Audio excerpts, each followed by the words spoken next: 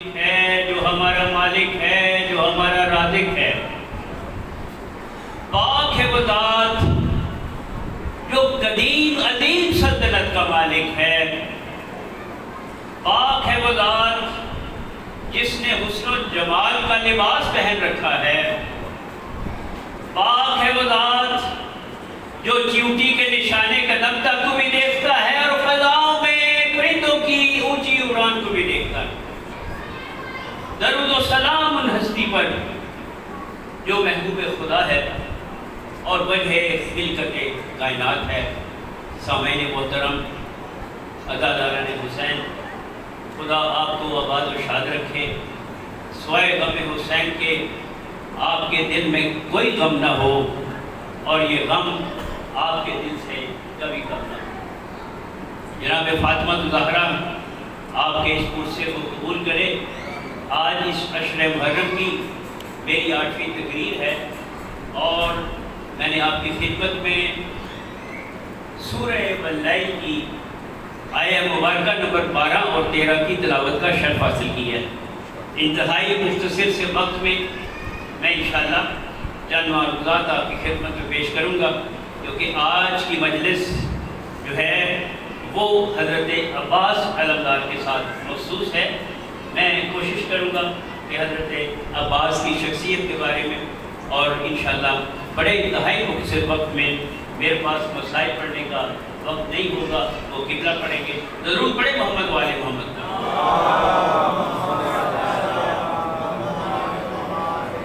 ارشاد کردگار ہو رہا ہے، اِنَّا عَلَيْنَا لَلْہُدَىٰ، یقیناً ہدایت کی ذمہ داری اللہ کے ذمہ ہے۔ ہدایت فراہم کرنا اللہ کا کام ہے اور اس دنیا اور آخرت کا اختیار اللہ کے پاس ہے، کیونکہ اس نے اس کائنات کو خلق کیا ہے اور وہ دو جہانوں کا بادشاہ ہے۔ اللہ نے پہلی اپنی ذمہ داری بیان کی ہے کہ ہدایت میں فراہم کروں گا، لیکن ہدایت کیسے ملے گی؟ جو میں نے ہادی بنائے ہیں ان سے آپ کو ہدایت ملے گی۔ ہدایت ہادی کرے گا، لیکن ہادی بنانا اللہ کا کام ہے، ہادی بنانا بندوں کا کام نہیں ہے۔ ہدایت تو ہادی ہی دے گے، لیکن ہادی بندے نہیں بنائیں گے۔ ہادی بنانا اللہ کا کام ہے۔ تو میں اپنی گزشتہ تقاریر میں یہ عرض کرتا رہا ہوں کہ سب سے پہلے اس نے ابل بشر کو اپنا پہلا ہادی بنایا۔ جب کوئی بشر نہ تھا تو حضرت آدم کو پہلا اپنا ہادی بنایا اور اعلان کیا کہ میں اس کو اپنا نائب اور خلیفہ بنانے والا ہوں، اور اس نے 1,24,000 پیغمبر بھیجے، جس میں سے 313 رسول ہیں، 5 اولی العزم پیغمبر ہیں اور 4 نبیوں کو کتابیں عطا کی جو کہ ہدایت تشریح کی صورت میں ہمارے سامنے موجود ہیں۔ اللہ تعالیٰ حدیث قدسی میں یہ ارشاد فرما رہا ہے کہ کنت کنزا مخفیھا، میں ایک چھپا ہوا خزانہ تھا، مجھے محبوب ہوا کہ میں پہچانا جاؤں، بس میں نے محمد کے نور کو خلق کیا۔ اور مولا کائنات یہ فرماتے ہیں کہ انا وعلی من نور واحد، میں اور علی ایک ہی نور کے 2 حصے ہیں۔ تو میں نے آپ کی خدمت میں احد اور وحد کا فرق بیان کرنا ہے۔ اللہ فرما رہا ہے قل هو اللہ احد، اللہ احد ہے، وہ یکتا ہے، اس کی اکائی ایک ہے۔ احد کی اکائی ڈویزبل نہیں ہے، احد کی اکائی ڈیوائڈ نہیں ہو سکتی، لیکن حضرت محمد مصطفیٰ جب ہم واحد کی بات کرتے ہیں اکیلا، لیکن واحد کی اکائی ڈویزبل ہے، جو حدیث میں نے آپ کے سامنے بیان کی کہ انا وعلی من نور واحد، میں اور علی ایک ہی نور کے حصے ہیں۔ ایک نور سے اس نے کائنات کو بنایا اور ایک نور سے اس نے علی ابن ابی طالب کو کیا۔ تو جب اللہ اس کائنات کو بنا رہا تھا، اللہ اس کائنات کو سنوار رہا تھا، تو اس کی وحدانیت کی گواہی دینے کے لیے 2 عادل گواہوں کی ضرورت تھی۔ تو اس کی گواہی دینے کے لیے، اس کی توحید کی گواہی دینے کے لیے ایک اللہ کا نبی موجود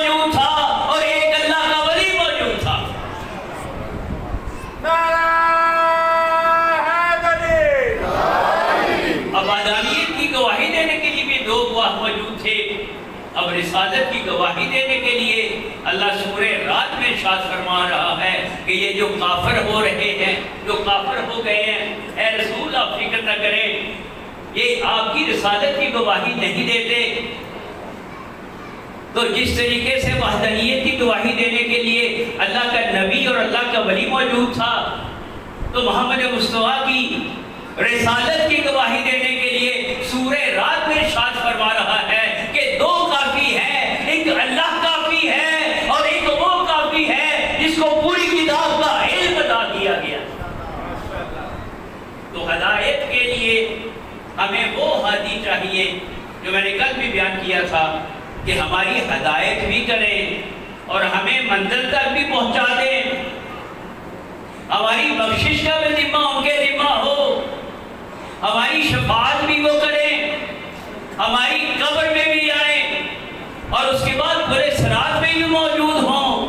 تو میں نے یہ عرض کیا تھا کہ اللہ کے نبی نے یہ کہا کہ میں دو چیزیں گران قدر چیزیں چھوڑ کے جا رہا ہوں، کتاب اللہ ہے و عطرت اہل بیت ہی، اگر تم ان دونوں سے تمسک رکھو گے تو پھر کبھی گمراہ نہیں ہوگے حتیٰ کہ حوض کوثر تک پہنچ جاؤ۔ اب حضرت محمد مصطفیٰ نے کہا کہ الحسن والحسین و جوان اہل جنہ، حسن اور حسین جوان جنت کے سردار ہیں، اور مولا کائنات کے بارے میں فرمایا کہ اے علی تو جنت اور دوزخ کو تقسیم کرنے والا ہے۔ تو ہم نے اسی لیے ان کا دامن پکڑا ہوا ہے کہ یہ جو ہستیاں ہیں کہ ہماری شفاعت گارنٹی ہے کہ جب ان سے وابستہ ہے تو ہماری شفاعت ہوگی۔ درود پڑھے محمد والے محمد۔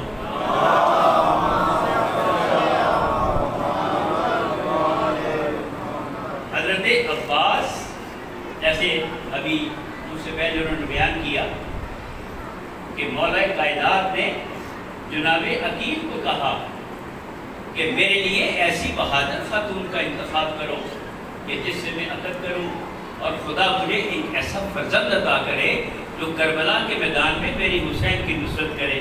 تو چنانچہ انہوں نے واقعہ بیان کر دیا۔ عباس لفظ میں 4 حرف ہیں، لیکن کسی حرف میں زیر نہیں ہے۔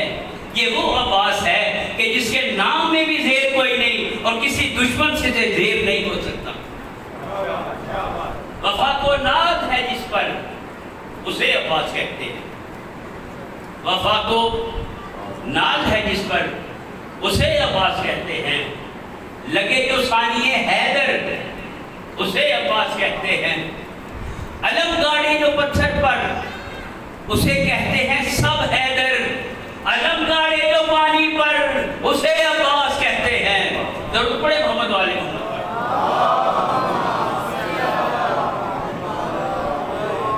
مولا کائنات نے آپ کا نام عباس رکھا اپنے چچا عباس کے اوپر۔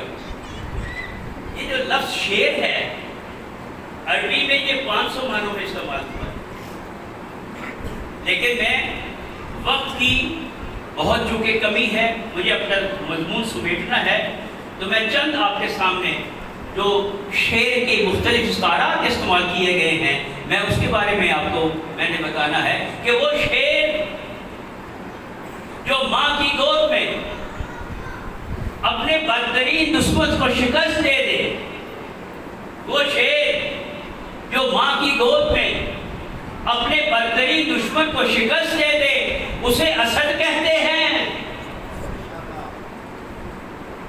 اور وہ شیر جس کی پہلی گونج سے ہوا راستہ بھول جائے اسے زیغم کہتے ہیں،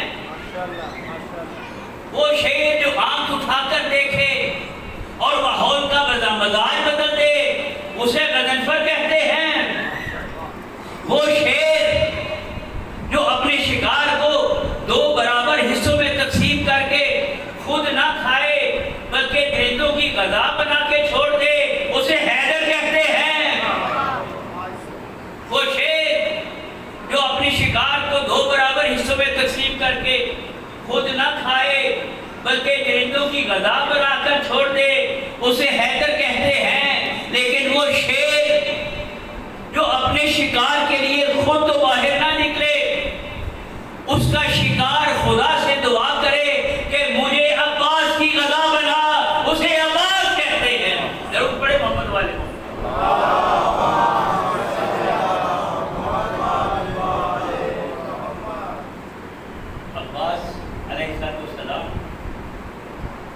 جب مولا کائنات علی بن ابی طالب کو ضرب لگی اور 21 رمضان کو اپنے خاندان کو بلایا اور مولا نے نصیحتیں کی ہیں، سب کو مولا حسن کے ہاتھ میں سب کا ہاتھ دیا ہے، لیکن مولا علی نے حضرت عباس کو دوبارہ بلایا۔ جب سب کا ہاتھ امام حسن کے ہاتھ میں دے دیے تو مولا عباس کو دوبارہ بلایا اور گلے سے لگایا اور کہا کہ میرے عباس، قیامت کے دن میں تم میرا نام ٹھنڈا کرو گے، آنکھیں ٹھنڈی کرو گے، دیکھو اگر فرات پہ قبضہ کر لینا تو پانی نہ پینا، کیونکہ تیرا آقا حسین پیاسا ہوگا۔ تو یہ وفائے حضرت عباس تھی۔ میں نے چونکہ شہادت بیان نہیں کرنی، جب مدینہ سے یہ قافلہ چلا امام حسین کا اور شجر بدا پہ آیا تو مولا حسین کے کان میں ایک آواز آئی کہ قافلے والوں ٹھہر جاؤ۔ مولا نے آواز کو سنا اور دیکھا کہ ایک بیوی تشریف لا رہی ہے، تو آپ نے دیکھا کہ اماں ہم تو آپ سے رخصت کر آئے تھے، آپ نے کیوں تکلیف کی؟ تو بی بی ام المؤمنین کہتی ہے کہ حسین میرا عباس کدھر ہے؟ آپ نے اشارہ کیا حضرت عباس کی طرف، تو حضرت عباس کو بلایا تو کہا آپ کی بہن رقیہ کدھر ہیں؟ تو جو مولا سے کہا کہ میں فاطمہ کے لال، میں عباس اور رقیہ کو تھوڑی دیر کے لیے لے کے جا رہی ہوں۔ اب بی بی کہاں آئی ہے؟ بی بی دونوں کو لے کے روضہ رسول پہ آئی ہے، اور روضہ رسول پہ آ کر حضرت عباس سے کہا کہ عباس دروازہ بند کر دو، روشنی گل کر دو۔ جب روشنی گل کر دی تو کہا کہ عباس اپنا دایاں ہاتھ میرے سر پہ رکھو اور بایاں ہاتھ قبر رسول پہ رکھو۔ جناب رقیہ سے کہا کہ اپنا دایاں ہاتھ میرے سر پہ رکھو اور بایاں ہاتھ قبر رسول پہ رکھو۔ جب انہوں نے ایسا کر دیا تو بی بی فرماتی ہے کہ دیکھو جنگل ہوگا کربلا کے بیابان میں، زینب اکیلی ہوگی تو فاطمہ کی بیٹیوں کو اکیلا نہ چھوڑ دینا، بے وفائی نہ کرنا۔ تو مولا عباس کہتے ہیں کہ ماں آپ فکر نہ کریں، ہم کیسے بے وفائی کر سکتے ہیں؟ اب چونکہ دامان وقت میں گنجائش نہیں، یہ کون عباس ہے؟ یہ سب کی آس ہے۔ عاشور کے وقت، شب عاشور کے وقت جناب فضہ جناب زینب کے پاس آئی کہ بیویاں بہت پریشان ہیں، تو جناب زینب نے فرمایا کہ سب بیویوں کو جمع کرو۔ جب سب بیویاں جمع ہو گئی تو آپ نے کہا کہ بیویوں فکر نہ کرو، تمہارے پردے کی میں ضامن ہوں، تمہارے پردے کی میں ضمانت دیتی ہوں۔ کیوں کہ میرا عباس جو زندہ ہے، میری آس جو زندہ ہے، میرا عباس جو زندہ ہے۔ لیکن جب خالی علم آ رہا تھا تو جناب زینب نے کہا کہ پھر بیویوں کو بلاؤ، اور پھر بیویوں کو بلا کے کہا کہ بیویوں جو میں نے تمہیں کل ضمانت چادروں کی دی تھی وہ میں ضمانت واپس لے رہی ہوں، اس لیے کہ میرا عباس نہیں رہا، میری آس نہیں رہی۔ دوبارہ رہا تجھے واسطہ اپنی عظمت کا، محبت کا جو محمد والے ان کے ساتھ ہے، ہماری یہ قریب سی عبادت کو فرما۔ بارہ پہلے محرم سے لے کے 8 محرم تک، کیونکہ کل شب عاشور ہے اور مجلس بہت لیٹ شروع ہونی ہے۔ بارہ یہ جو مومن روز میں دیکھتا ہوں کہ جب صف ادا بچتی ہے اور یہ تیرے عزادار آ جاتے ہیں، بارہ ان کو سوئے غم حسین کے کوئی غم نہ دے، بارہ ان کی دلی اور شرعی حاجات پر لا۔ بارہ تو غفور الرحیم ہے، ہمارے گھروں پہ اپنی رحمت نازل فرما۔ میں بڑا مشکور ہوں عہدیداران اور حیدریہ امام بارگاہ کے منتظمین کا۔ میں 8واں سال سے یہ اشرا پڑھ رہا ہوں، پتہ نہیں اگلے سال زندگی ہے کہ نہیں ہے۔ ان کے پاس تو 15 منٹ میرے لیے نہیں ہوتے، ان کو ناگوار گزرتا ہے، لیکن یاد کریں گے اس کو جو میں فی سبیل اللہ پڑھتا ہوں، اللہ کے نام کو پڑھتا ہوں، تو خدا میں ان کا بہت مشکور ہوں کہ انہوں نے مجھے ٹائم دیا۔ میری عاقبت کا سامان ہے، یہ میری عاقبت کا سامان ہے۔ میں حوث زر کے لیے نہیں پڑھتا، آپ کے لیے پڑھتا ہوں جو میری وہاں ضمانت دیں گے، ہاتھ اٹھا کے کہیں گے کہ یہ فاطمہ الزہرا کا ذاکر تھا اور مولا حسین کا ذکر کیا۔